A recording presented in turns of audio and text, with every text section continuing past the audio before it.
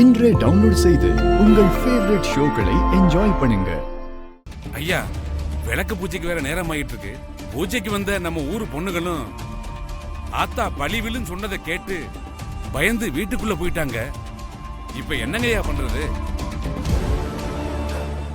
அதான் எனக்கும் ஒன்றும் புரியல. திருவிழா ஆரம்பிச்சதுல இருந்து ஒரே தடங்களா இருக்கு.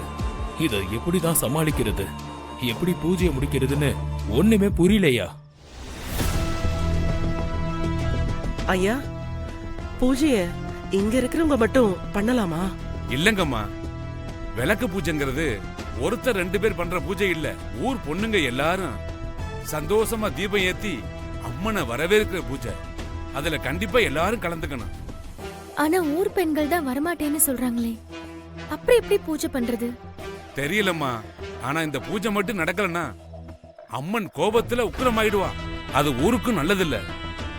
விளக்கு பூஜை பண்ணும் போதுதான் அம்மன் ஊருக்குள்ளே வள வருவா.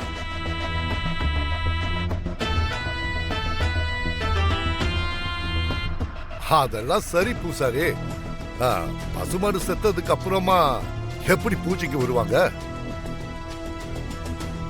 அது மட்டும் இல்லாம சாமியாடி வர பலி விழுன்னு சொல்லிட்டாரு. அத கேட்டப்புறம் நம்ம ஊர் பொண்ணுங்க வெளியில வருவாங்கன்னு நினைக்கிறீங்க? இந்த மாதிரி தடங்கள்லாம் வரும்னு தான் அப்பவே திருவிழா வேண்டான்னு சொன்னேன். என் பேச்சை யாரு கேட்டீங்க? இப்போ ஒவ்வொரு தடங்களா வந்து அம்மன் கோபத்துக்கு தான் ஆளாயிட்டு இருக்கீங்க.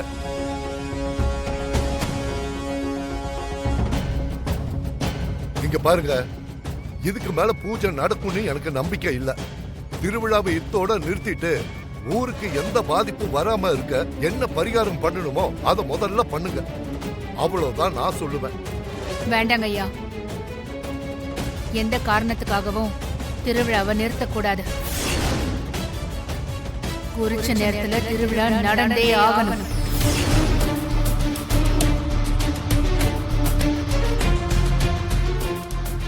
ஆனா விளக்கு பூஜை நடத்தாம எப்படிமா? விளக்கு பூஜை நடக்கும். ஊர் பெண்களை நான் கூட்டிட்டு வரேன். அண்ணாமலை அம்மா, இது ஒண்ணும் உங்க துணி கடை இல்ல. நீங்க கூப்பிட்ட உடனே ஒவ்வொருத்தரா வர்றதுக்கு. இது எங்க ஊரு, எங்க மக்களை பத்தி எனக்கு தெரியாதா? ஆத்தா வார்த்தைய மீறி யாரும் வர மாட்டாங்க. நான் வர வைக்கிறேன்.